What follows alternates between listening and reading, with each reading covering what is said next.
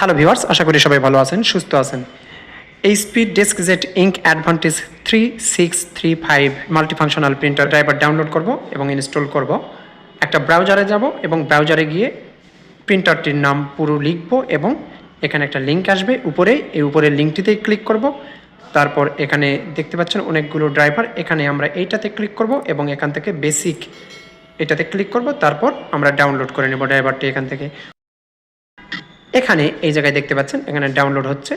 Download হয়ে গেল, আমরা ফোল্ডারে যাব। ফোল্ডারে গিয়ে এখান থেকে এই ফাইলটি এক্সট্রাক্ট করে নিব। তার আগে আমরা এখানে প্রিন্টার থেকে কেবলটি খুলে নিব এবং এটা এক্সট্রাক্ট করব। এক্সট্রাক্ট হয়ে যাওয়ার পর আমরা এই ফোল্ডারটা দেখতে পাচ্ছেন, এই ফোল্ডারটাতে ক্লিক করব এবং সেটআপে যাব। আমরা সেটআপে ক্লিক করব এবং ইয়েস দিব। এখানে চেকমার্ক দিব, কন্টিনিউ দিব এবং চেকমার্ক দিব, নেক্সট দিব, নো থ্যাঙ্কস, নো থ্যাঙ্কস এবং নো থ্যাঙ্কস। ড্রাইভারটি ইনস্টল হবে। এখানে আমরা অটোমেটিক দিতে পারি, আমরা এটা ম্যানুয়ালি করব। এখানে অটোমেটিক্যালি না দিয়ে আমরা যদি ম্যানুয়ালি করি, আমরা যেটাতে চাচ্ছি, অর্থাৎ ইউএসবিতে চাইলে ইউএসবি, ওয়াইফাই চাইলে ওয়াইফাই এবং ল্যানে চাইলে ল্যানে, সব অপশানই আসে, এখানে 3টি আছে। তো আমরা এগুলোতে করব না, ওয়াইফাই করব না এবং ইউএসবির মাধ্যমে করতে চাচ্ছি, এই জন্য আমরা ইউএসবিতে ক্লিক করব। নেক্সট দিব। এখন আমরা কানেক্ট করে দিব।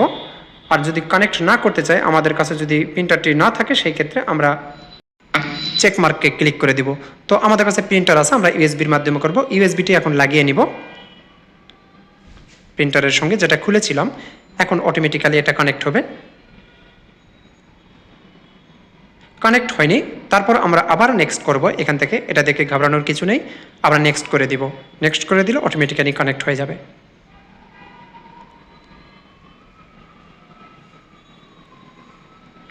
কানেক্ট হয়ে যাচ্ছে এবং এখানে আমরা দেখিয়ে দিব এটা একটা হোম।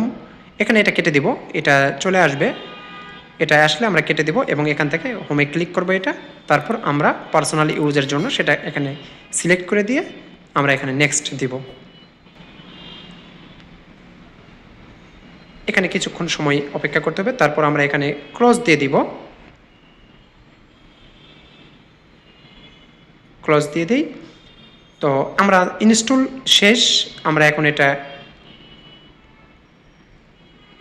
কন্ট্রোল প্যানেল থেকে আমি প্রিন্টারগুলো দেখব। এখানে স্ক্যানার এবং প্রিন্টার দুটাই এখানে আছে, যে এটাতে স্ক্যানার আছে এবং এটা শুধু প্রিন্টার। এটা ডিফল্ট করে দিব। তো ডিফল্ট আপনারা করে নেবেন। আমি এটা স্ক্যান করলে এখান থেকে স্ক্যান করতে পারবো। এটা আপনারা টেনে নিয়ে আপনারা ডেস্কটপে রাখতে পারেন। তো আমি একটা ফাইল ওপেন করছি, প্রিন্ট দেব। এখান থেকে একটা পেজ প্রিন্ট দেব, তারপর প্রিন্টে ক্লিক করব, এখানে প্রিন্ট হবে। তো আশা করি ভিডিওটি আপনাদের উপকারে আসবে। যাদের এই প্রিন্টারটি আছে, যদি উপকারে আসে তাহলে অবশ্যই লাইক, কমেন্ট, শেয়ার করবেন আর সাবস্ক্রাইব করতে ভুলবেন না। ভালো থাকবেন, সুস্থ থাকবেন।